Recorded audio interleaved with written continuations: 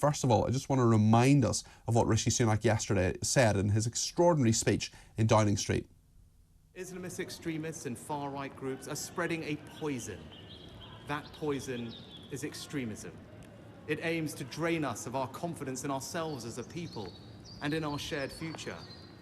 They want us to doubt ourselves, to doubt each other, to doubt our country's history and achievements.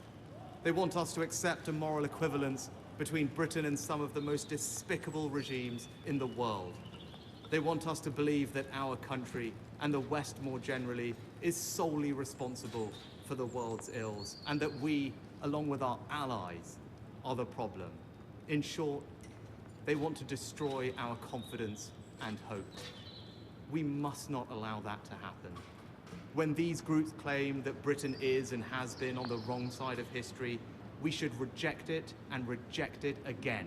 Now our democracy itself is a target. Well, that was Rishi Sunak speaking yesterday at Downing Street just about tea time. Pretty extraordinary speech. Many of you aren't convinced, but one person being in touch on text already saying, wow, Peter, I didn't think Rishi Sunak had it in him. It could be changing the tide. Well, let's get the perspective of Dr. Rafe Eshan, who is a social policy analyst. Rafe, thank you for joining us on the programme today. What did you make of what Rishi Sunak yesterday said about the threat of Islamism to the UK?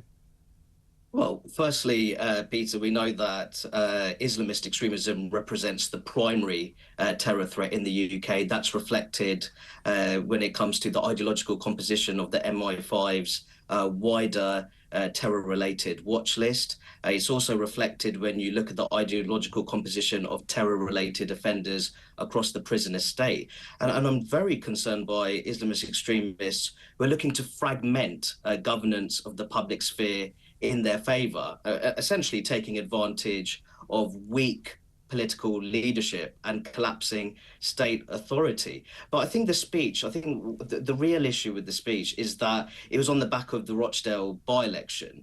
And I think that if you're a mainstream British politician that's concerned, alarmed by rising anti-establishment sentiments, I think labelling a democratic result in England as horrifying, I think is somewhat counterproductive. Very interesting perspective. Let's get another one from Rafe Heydel-Mankoo. He's a historian and senior fellow at the New Culture Forum. Rafe, thank you for joining us alongside Rakib. What did you make of what Rishi Sunak said yesterday? Well, it was essentially a speech for 2004, not for 2024. And I think the only people who are going to think that that speech was a tough speech are our political commentariat, who are only now just waking up to the realities, the horrific reality, should I say, of mass immigration from incompatible cultures.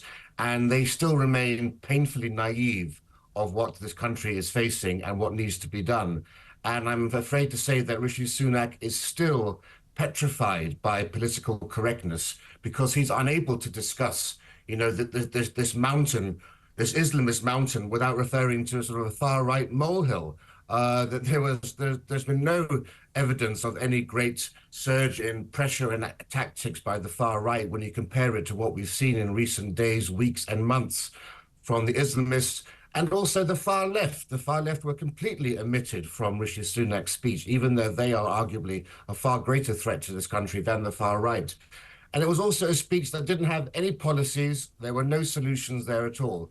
No discussion about the dark side of diversity, no discussion about the politics of Pakistan and the third world being imported into places like Rochdale, and indeed threatening the Speaker of the House of Commons, who bowed down to Islamist pressure. And the Speaker then himself turned the discussion into one about far-right extremism. No plan to combat the extremism in our mosques and in segregated communities. Nothing about trying to tackle the Islamic television stations that broadcast hate in Arabic and other languages, and nothing about restricting immigration to this country. And yet, at the same time, I saw immediately afterwards commentators saying that this was the best speech they had ever heard him give.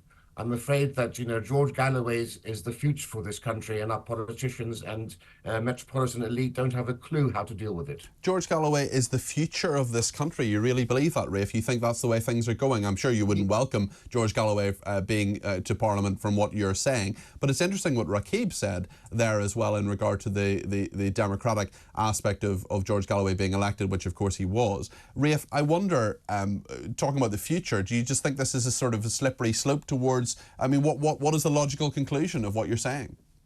I think George Galloway is far more savvy than anybody else who is now a member of Parliament. He understands the lay of the land.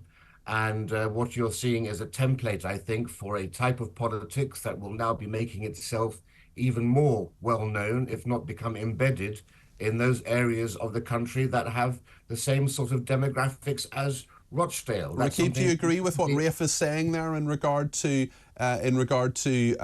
George Galloway and the kind of politics that he espouses, his support for the Palestinian cause, for example? What do you make of that, Rakib?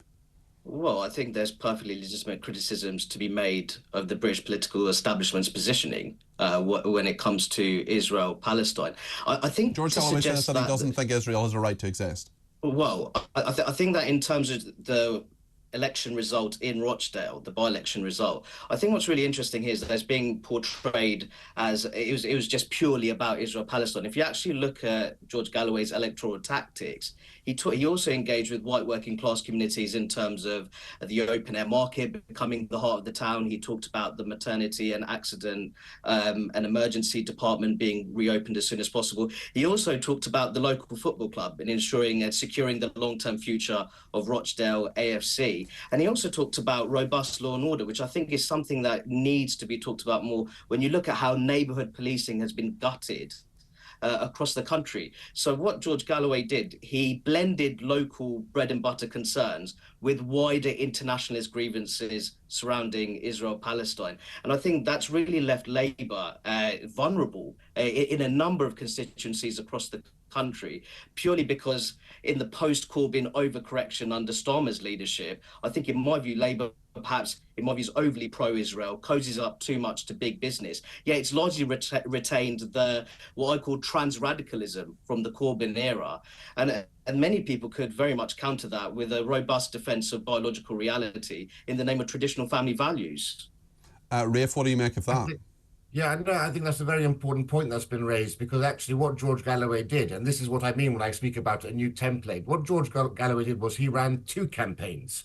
He ran a campaign for his Muslim voters, and he ran a campaign for everyone else. And the campaign for everyone else was exactly upon those lines, and it dealt with getting business back into the area, Primark and so forth, and all of the things you would expect an MP to say when he's canvassing door to door. But there was none of that. For example, I mean, he had two lectures sent to two different communities, and the one going out to the Islamic community had none of the expected issues you would expect to be dealing with unemployment, housing, or any of those sorts of issues. Okay. It was solely based upon ethnic grounds, and that's because we know that ethnic minorities tend to vote 80% for Labour, and at least for the first two generations, ethnic minorities don't vote on core policy issues like that. They vote on tribal grounds, and that's what we're seeing. What evidence do you have for saying that? What makes you say 80%, Rafe?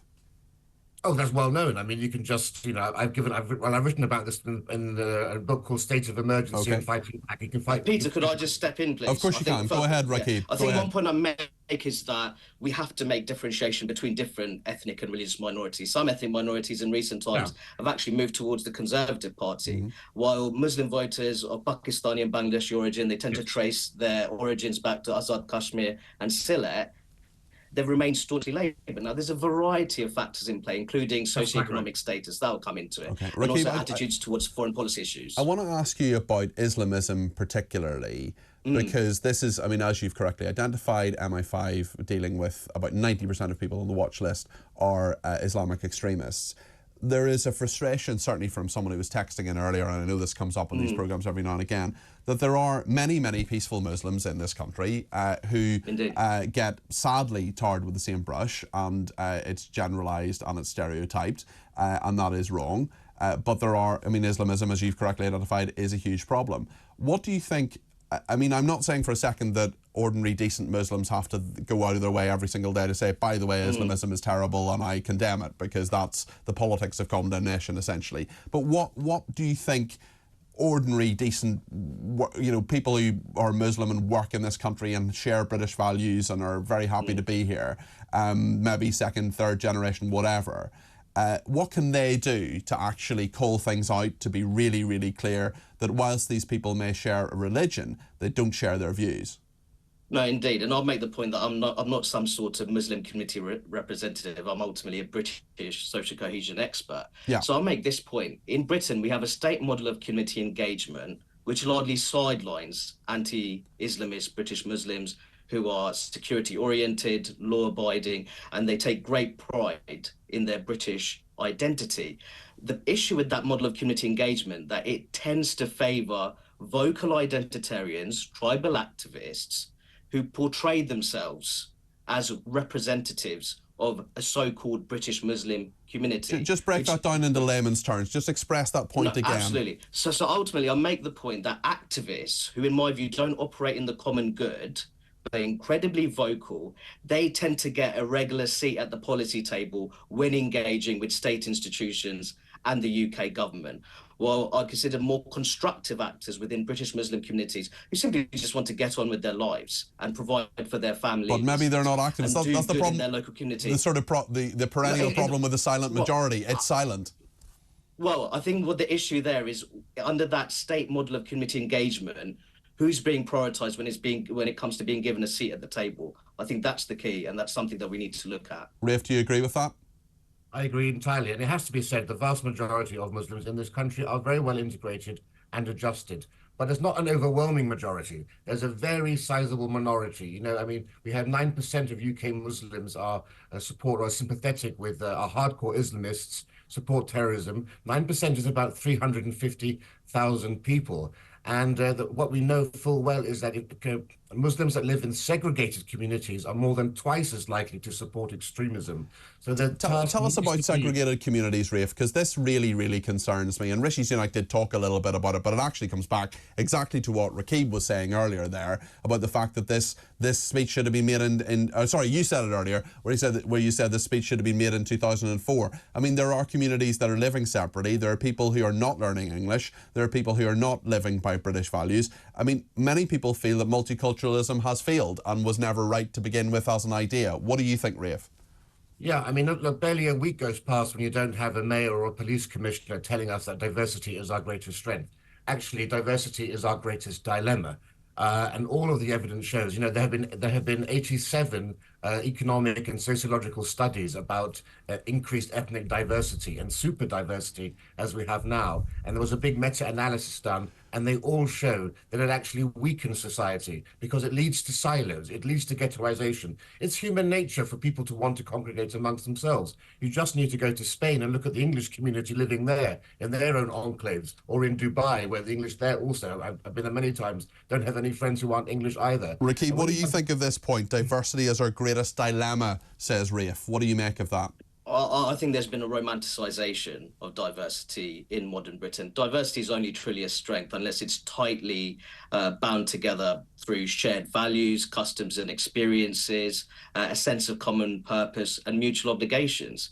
And we've had 14 years of Tory-led rule. And in my view, there hasn't been much headway made at all. Rafe's talked about the astronomical levels of immigration, and on top of that, a thoroughly dysfunctional asylum system, which doesn't have integration and cohesion at the heart of it. And I think we really have to make a point about segregated communities, because there's also high levels of anti-Semitism in relatively segregated Muslim communities. So I think we need to have a very robust integration program. But the reality is the effectiveness of such a program will be limited unless you put the brakes and have a very tightly regulated, well-controlled immigration system.